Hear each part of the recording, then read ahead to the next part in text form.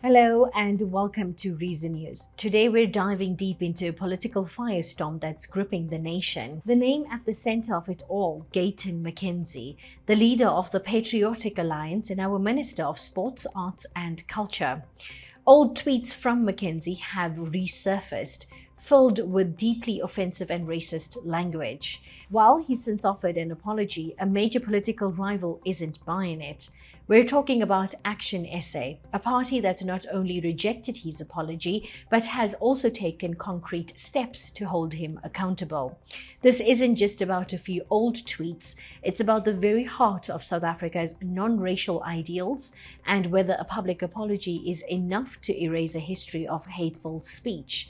The story broke earlier this week and it hit with the force of a tidal wave. Social media was ablaze after old posts from Gayton McKenzie, dating as far back as 2013, came back to haunt him. In these posts, the minister used a notorious dehumanizing apartheid-era slur to refer to black South Africans. It wasn't a one-off comment. The remarks were repeated and in some cases defended by McKenzie himself at the time. This is a word that carries immense historical pain and is deeply offensive to millions of people. The public outcry was immediate and fierce. Calls for McKenzie's resignation or removal from his ministerial post flooded social media platforms. The public and political figures alike were quick to condemn the remarks, but among the many voices, one party has taken the most decisive action: ActionSA. Now, ActionSA wasted no time. They officially lodged a complaint with the South African Human Rights Commission.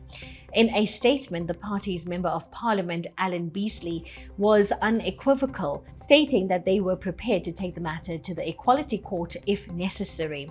This isn't just a political jab, it's a legal and constitutional challenge. ActionSA's position is clear. A politician, especially a cabinet minister, cannot be allowed to get away with using such language, regardless of when it was said. Their complaint is also a part of a larger, consistent stance. The same week, ActionSA also filed a complaint against another minister, Dean McPherson, for allegedly using racially charged language. For ActionSA, this is a matter of principle. Non-racialism is a foundational value of the party, and they believe it must be defended without fear or favor, holding all public figures to account. In response to the overwhelming pressure, Gayton McKenzie posted on X, offering what he described as a sincere apology. In his statement, he expressed regret for the hurt his old tweets has caused and acknowledged that the language was unacceptable. But ActionSA isn't accepting it. They are arguing that an apology is not enough. Their reasoning, as articulated by their leadership, is that crime has no expiry dates. They believe that McKenzie's past action, regardless of his current position or apology, must be dealt with by the appropriate legal and constitutional bodies. They see this as a test of South Africa's commitment to its non-racial democracy and the power of its institutions to hold even the most senior public figures accountable. Here's a video from ENCA. If this is called apology, then I don't know what apology is. I think he's trying to distract his attention to the subject matter. So I think that apology it's unacceptable, because if you apologize after making such deep hating remarks and you just really want to take it lightly, you must understand racist beliefs,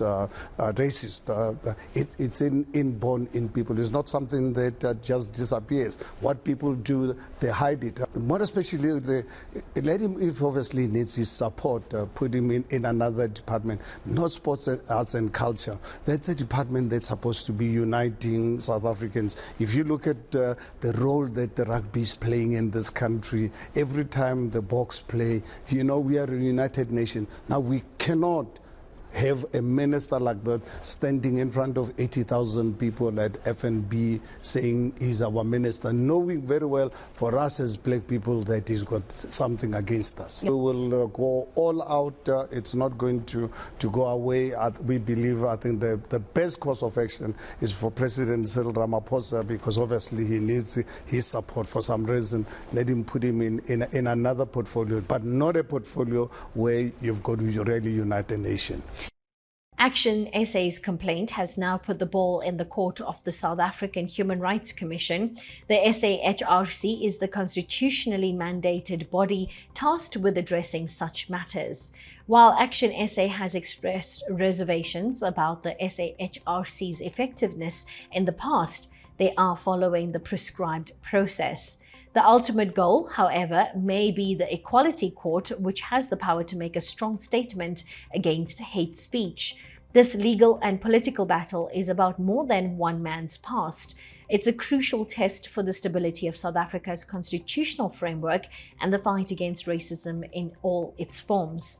The outcome could set a precedent for how the nation handles past transgressions by public figures and whether a simple apology can be used to sweep such a serious issue under the rug. McKenzie has now issued a direct response, not just to the public outcry, but to the very claims leveled against him. He's apologized, but also denied the accusations, adding to a new layer of complexity to this already volatile situation. Here's another video from ENCA. Yes, there's one or two. There's not mine.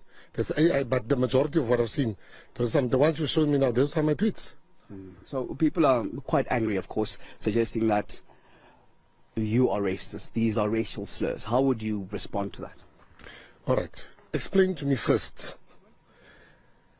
Have I directed, using the word, have I directed it at somebody? Have I ever called anybody the K word in my life? Is there anybody that can come up? Number one, no, there's not.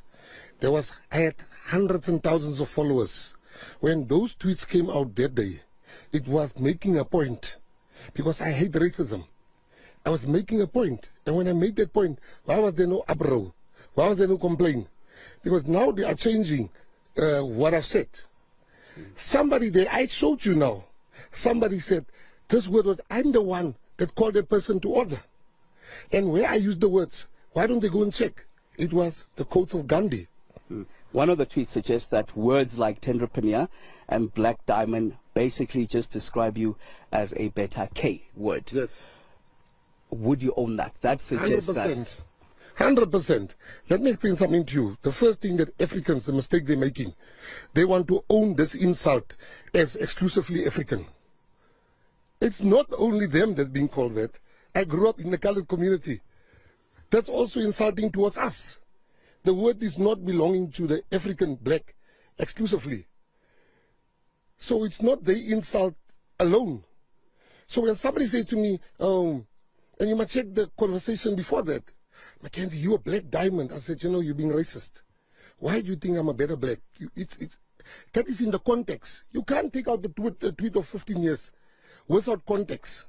Are those tweets correct? In your position as a cabinet minister now, if you were to write those tweets this very moment, would you? No, but I wasn't a cabinet minister. I was a socialite. I was a troll. I was a Twitter thing. There's a lot of things I look at back today that I cringe to say, did I really say that? But racism, you can't put racism on me. I always tweeted as a black person. So who was I racist against? Against my mom? Against my children? Against myself? You see, my brother, let me tell you straight up two things very clearly. This thing has nothing to do with this. This is all politics. Let me tell you something. That's the first thing I want to say to you.